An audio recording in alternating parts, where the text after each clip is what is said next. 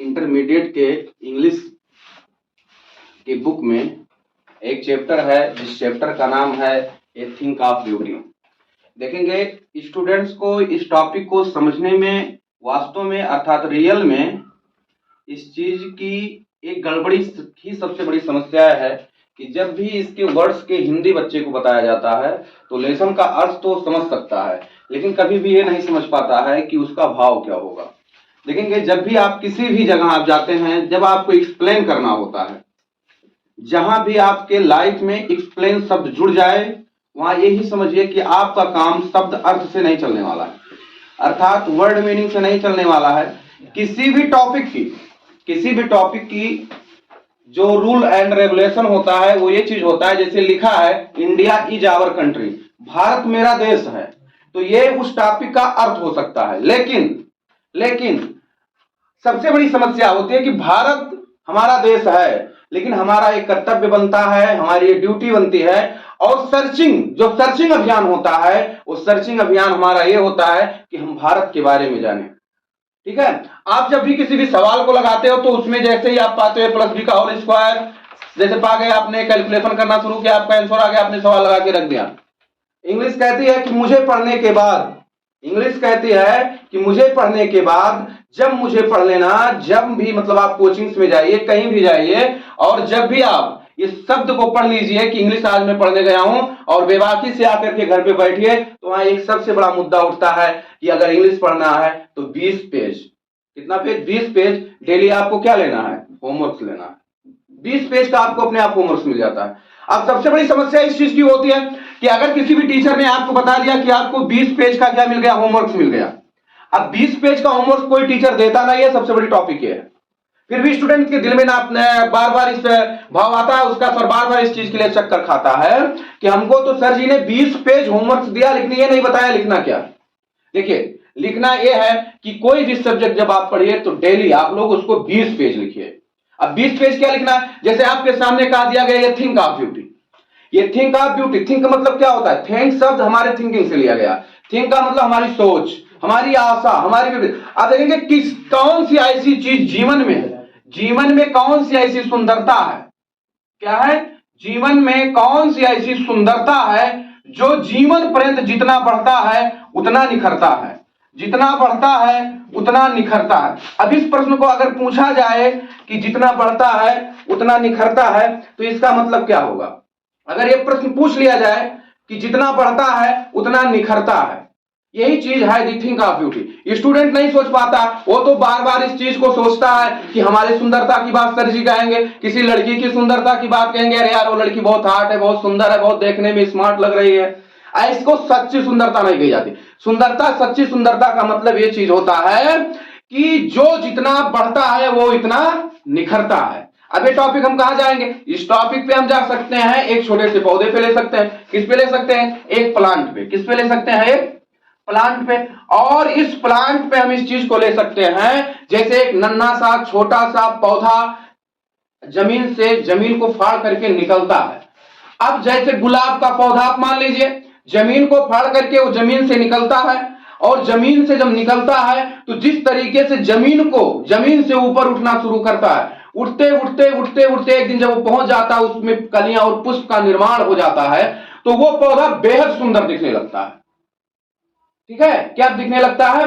बेहद सुंदर दिखने लगता है। अब इसमें टॉपिक हमारी कहां पैदा हो रही है? और ये टॉपिक हमारी यहां पैदा हो रही है कि किसी भी इंसान का जो जीवन है, क्या है? जो जीवन है किसी भी इंसान का, वो इस प्रकार से होना चाहिए। ये जो हमारा अविलंब है, जैसे एक छोटा सा पौधा क्या हुआ? जन्म लिया।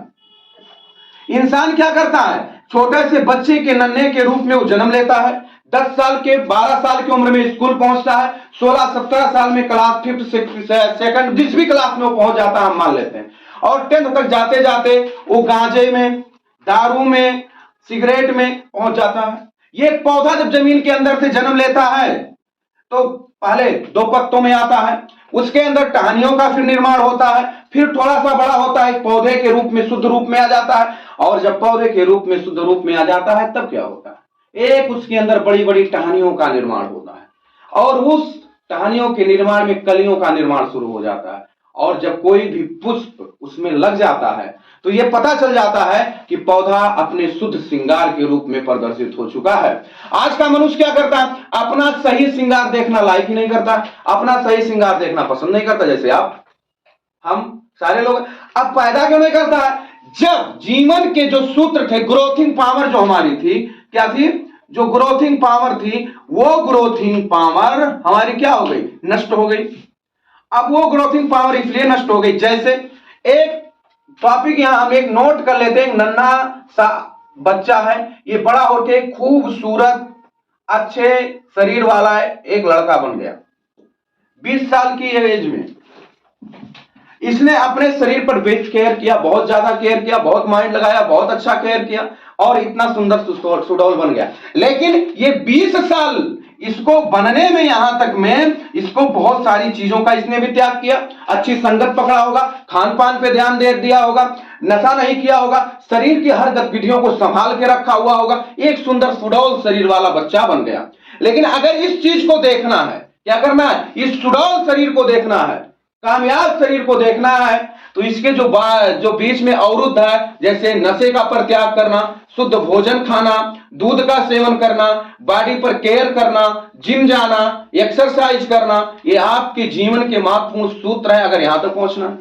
लेकिन वहीं एक पौधा पहुंच जाता है, वहीं पर एक पौधा पहुंच जाता है। भाई गेहूं का बीज आप लोग जैसे बुआई कर रहे हैं, उसे जमीन के अंदर डाला जाता है, खाद डाला जाता है, पानी डाला जाता है, और एक दिन ऐसा आता है 6 महीने 7 महीने के बाद 10 महीने के बाद कि वो शुद्ध पौधे के रूप में विकसित होकर के आपके सामने प्रदर्शित हो जाता है। लेकिन जब वो प्रदर्शित होता है तो पूरे श्रृंगार के साथ प्रदर्शित होता है, जितना आपने उससे अनुमान लगाया था। जैसे जब भी आप गेहूं की बुआई करते हैं तो इस चीज की आशा रखते हैं, क्या नाम है, कि 10 कुंतल 5 कुंतल 6 कुंतल बीघा होगा, तो कहीं ना कहीं मुझे विश्वास है कि उस खेत से गेहूं अगर 6 कुंतल का अनुमान हम आप लगाते हैं तो उस खेत से लगभग 5 कुंतल प्रति बीघा गेहूं हम लोग काटते हैं।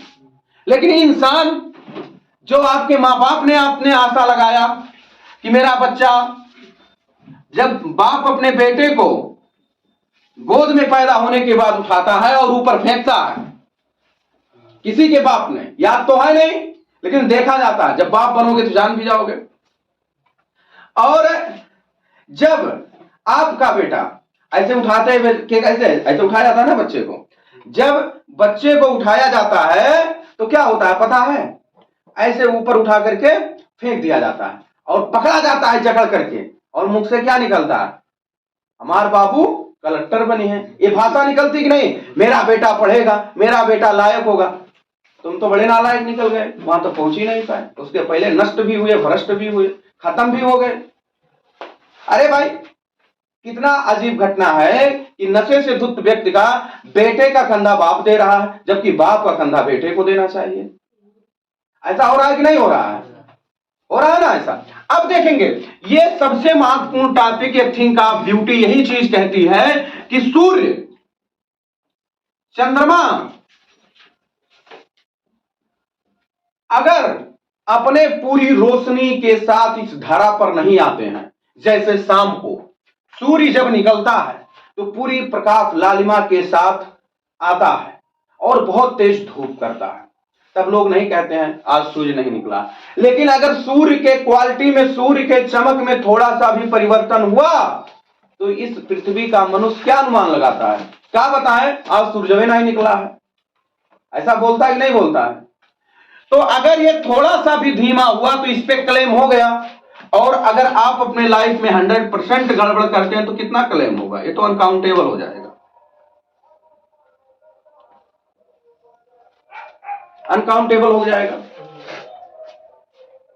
तो अगर एक गुलाब के तो देखेंगे, जब थिंक ऑफ ब्यूटी हमको पढ़ना है, द थिंक ऑफ ब्यूटी में जाना है। देखिए, किसी भी पोएट्री के सिलेबस को जब आपके लेसन में शामिल किया जाता है तो आपकी उम्र को देख करके शामिल किया जाता है, कि जब भी टीचर इसको डिफाइन करेगा और किसी भी चीज का अगर एक्सप्लेनेशन करना है तो इस चीज की महत्वपूर्ण टॉपिक को आप सबको ध्यान देना होगा कि टीचर के पढ़ाने के बाद जो भी वो चीज बताए, अगर शब्द का अर्थ बताता है तो कोई बात नहीं है, लेकिन जब भी किसी भी चीज को एक्सप्लेन करना है तो उसके लिए आपके पास कंटेंट अत्यधिक होना चाहिए और उस टॉपिक से जुड़ा हुआ कंटेंट होना चाहिए, और उस टॉपिक से जो भी जुड़ा हुआ कंटेंट हो सही शब्दों में हो, सही अर्थों में हो और साधारण अर्थों में, जिसका अनुवाद आप कर ले जाए। जैसे भारत, जैसे क्वेश्चन पूछा जाए, भारत एक धनी देश है, भारत एक धनी देश है।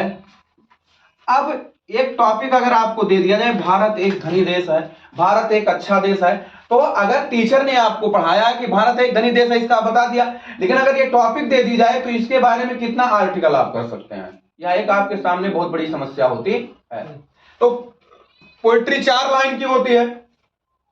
जब चैप्टर की गिनती की जाती है तो सबसे कम आती है अपने बुक्स में, कि सबसे कम चैप्टर अगर किसी भी चीज का आता है आपके बुक्स में तो किसका आता है, किसका आता है, पोएट्री का आता है। और स्टूडेंट सोचता है बड़ी आसान चीज है, अरे यार आसान अगर वो होता ना तो 6 लेसन नहीं 12 लेसन दिया जाता। कभी नहीं सोचते हो इस चीज को, क्यों 6 लेसन दिया गया, क्यों 6 लेसन दिया गया। अरे भाई आपने जब आप भोजन करने बैठते हो तो दाल तो बराबर दिया जाता है, चावल बराबर दिया जाता है, रोटी बराबर दी जाती है, सब्जी आपके हिसाब से दी जाती है, तो सब्जी कितना चटनी क्यों नहीं दिया जाता है।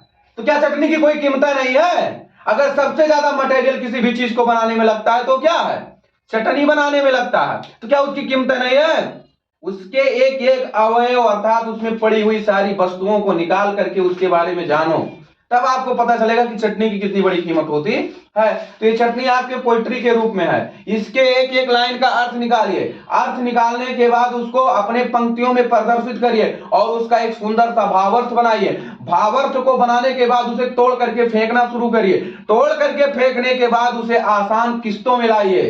जैसे आप किसी चीज का किस्त भरने का 10,000 महीना नहीं भर पाएंगे तो उसको वीक में लाया जाता है, दिन में लाया जाता है, ताकि आसानी से हम इन किस्तों को भर सकें। ठीक इसी प्रकार से हमारी पोएट्री होती है, इसको तोड़ करके अपने शब्दों में लाइए और अच्छे ढंग से इसको प्रदर्शित करिए और हम फिर पुनः मिलेंगे अगले क्लास में।